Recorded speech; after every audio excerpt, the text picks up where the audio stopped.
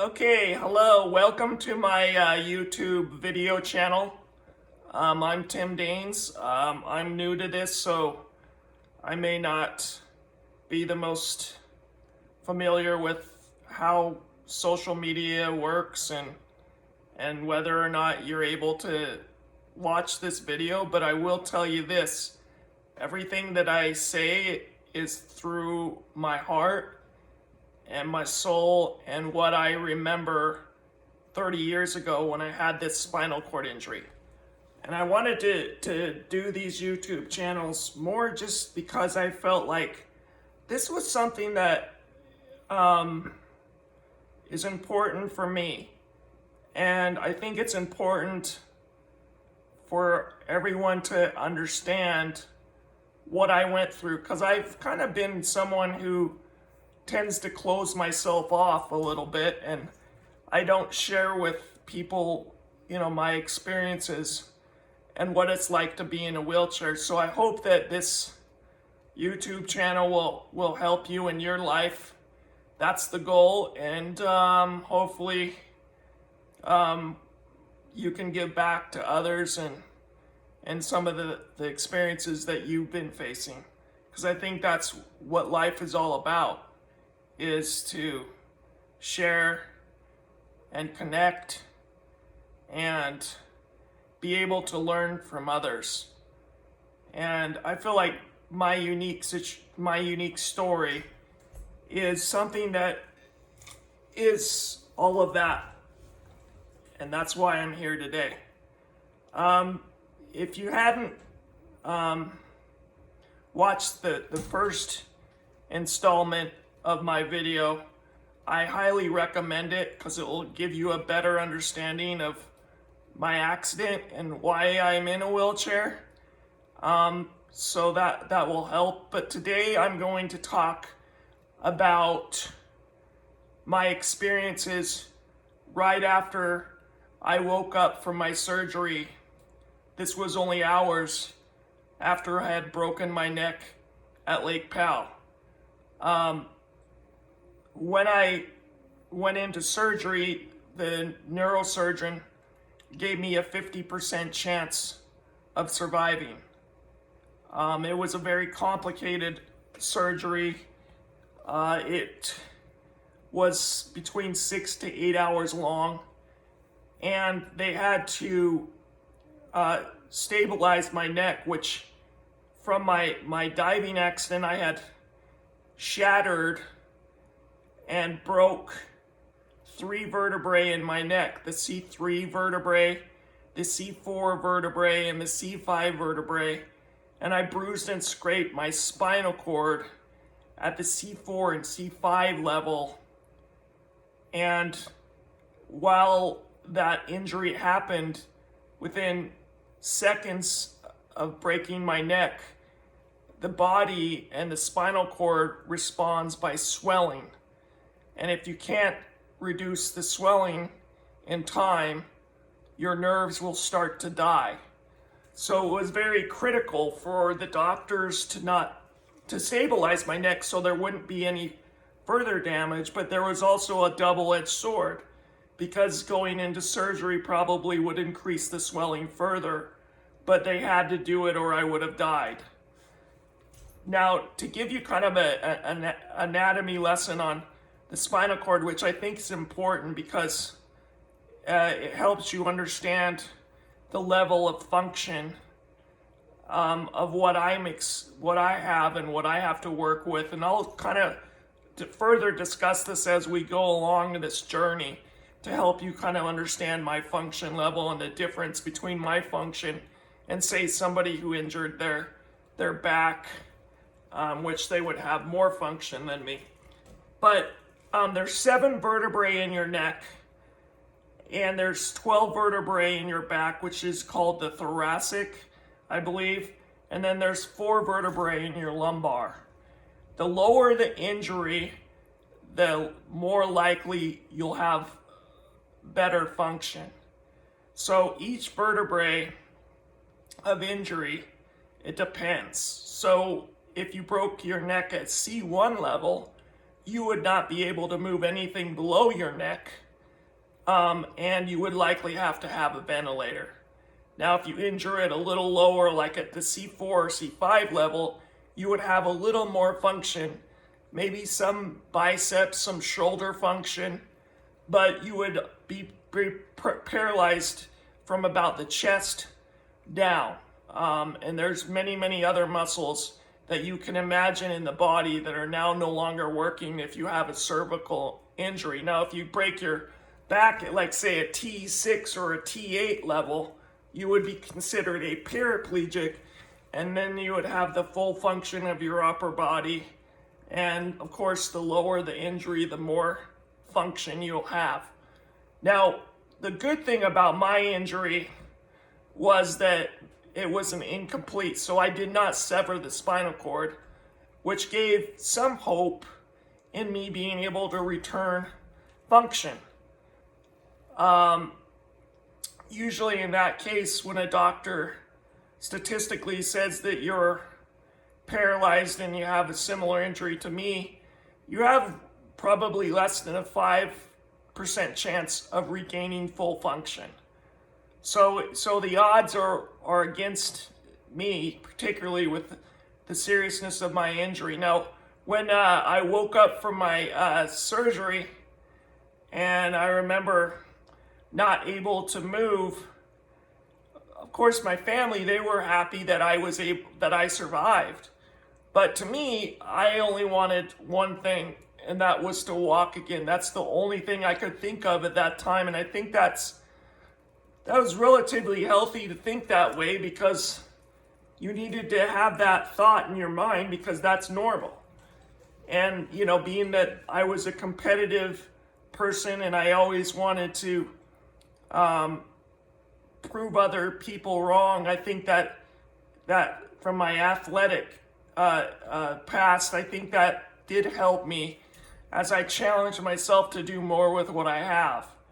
But I was facing a lot of odds, and I had no idea what the challenges were awaiting for me to experience in my young life. I was only 16 years old, so I was trying to understand what exactly happened to me. I just couldn't comprehend it. Again, I was thinking about being able to go back to Lake Powell, but little did I know that it wasn't just the broken neck and the paralysis that I was dealing with, but there was something much worse and something much scarier, and that was breathing problems. Now, if you aren't able to breathe, the only thing you want to do is breathe again. That becomes priority number one. I experienced a little bit of that about that when I was face first in the water for a minute and a half and could not breathe. But now I was experiencing it because my body was completely shut down and my lungs were filling up because I wasn't able to cough or take deep breaths. What I mean by that is my lungs were literally collapsing. And the doctors were hopeful that that would not happen, but little did they know that this was happening.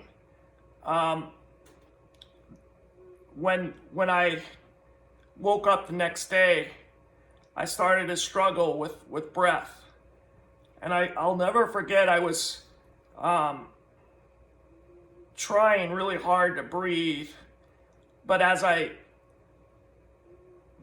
focused on breathing, I started to become more exhausted and I couldn't function on anything else. It was a very uncomfortable experience. And I remember asking my dad, I was like, "Dad, can you please help me?" I always looked up for my dad to get help, and he looked at me and he said, "You know, son, I don't think I can help you. I don't know what to do. This is something that was beyond his ability to help." And that was the first time in my young life I realized that I was going to get support from my family, but this was my battle. And I needed to figure out what I was going to do to survive. And I had doctors and nurses and other professionals there to make sure that was able to stay alive, and I'm thankful for what they do every day. Because obviously without them I would not be alive. But the doctors were very concerned, and I remember my neurosurgeon said, Tim, the likelihood of having this type of a spinal cord injury would be the same odds if you were a Major League Baseball player and you hit a grand slam in the World Series. Too bad it didn't go that way, right? I had to be the unlucky one, but this was my challenge, and I had to figure out how to accept it. Now, as I was starting to lose my ability to breathe, they had no other choice than to have to put a ventilator through my nose. At that time, I don't know if they've changed it. They probably would have put me on a tracheostomy sooner, but they were hoping they didn't have to do a tracheostomy. So they were putting a temporary ventilator in there, but when you have a ventilator through your nose, you cannot eat. And I was only 135 pounds at the time, and I was, I didn't have a lot of reserve. And as the days would go by, I would quickly lose weight, and I would lose those reserves, the few reserves that I had. My muscles were already starting to deteriorate. This is how quickly your body will shut down. This is not natural for someone to survive a broken neck. So the doctors, they looked at my situation, and they felt like, hopefully I would regain my ability to breathe again, and then I would be able to, get transferred down to rehabilitation and start working on my muscles that I still have, and get in my wheelchair and start to function and work towards my independence, because that ultimately is the goal when you have these types of injuries, is to get back as quick as possible to become independent and strengthen your muscles so you don't have to have any complications further down the road. But that wasn't the story with me. It seemed like I had every single complication. So anyway, as my lungs were not doing well, they started to collapse.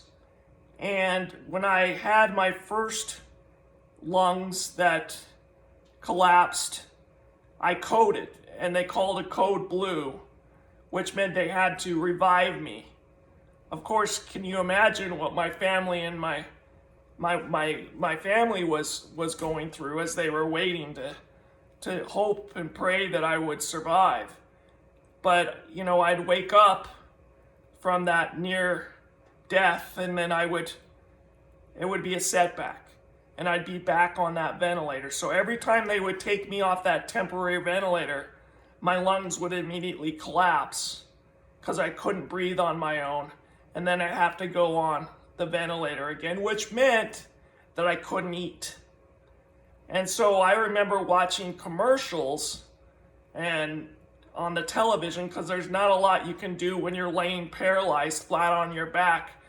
And I remember every single commercial had to be a fast food commercial. And I was just craving to have like a hamburger or anything, but I couldn't, because you can't do that when you have a ventilator. And so I remember my physician, my neurosurgeon, he says, you could have a small cup of ice and water, like those little sacrament cups, and you can have that every hour. And so I remember I would count 1, 2, 3, 4, 5, 6, to 45 minutes, and then finally to an hour, and then the nurse would give me small little crushed ice with water. And that was right then my existence.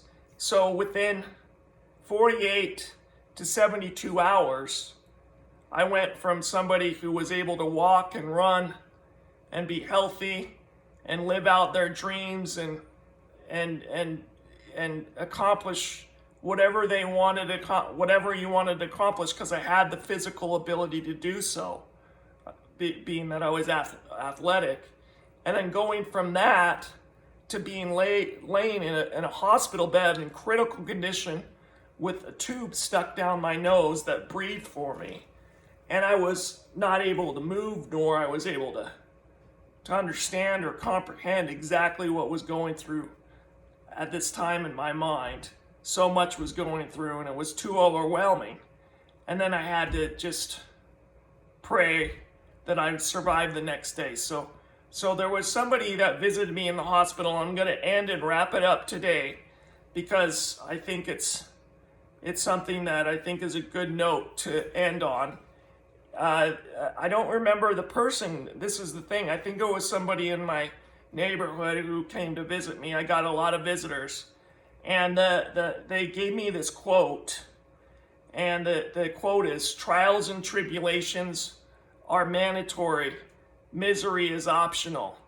And I think about that quote often, and I think that this is something that I use as a way to remind myself whenever I'm experiencing something that I'm challenged with.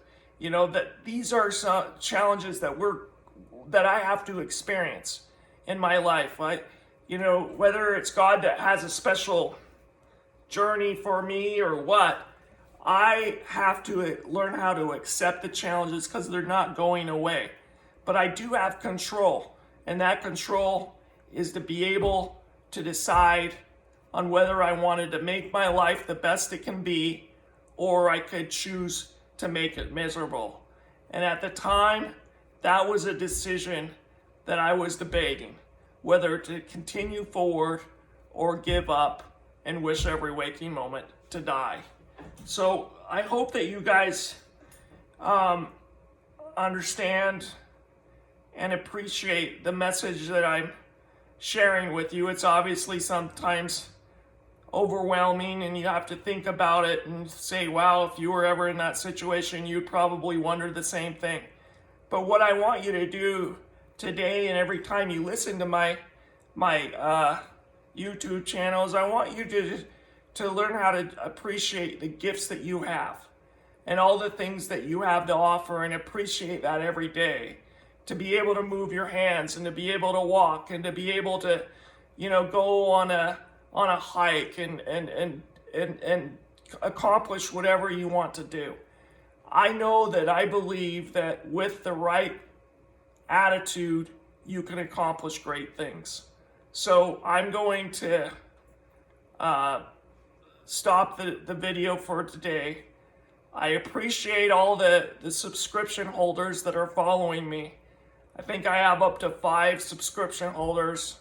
So I appreciate everything you guys do. I love you, and take care.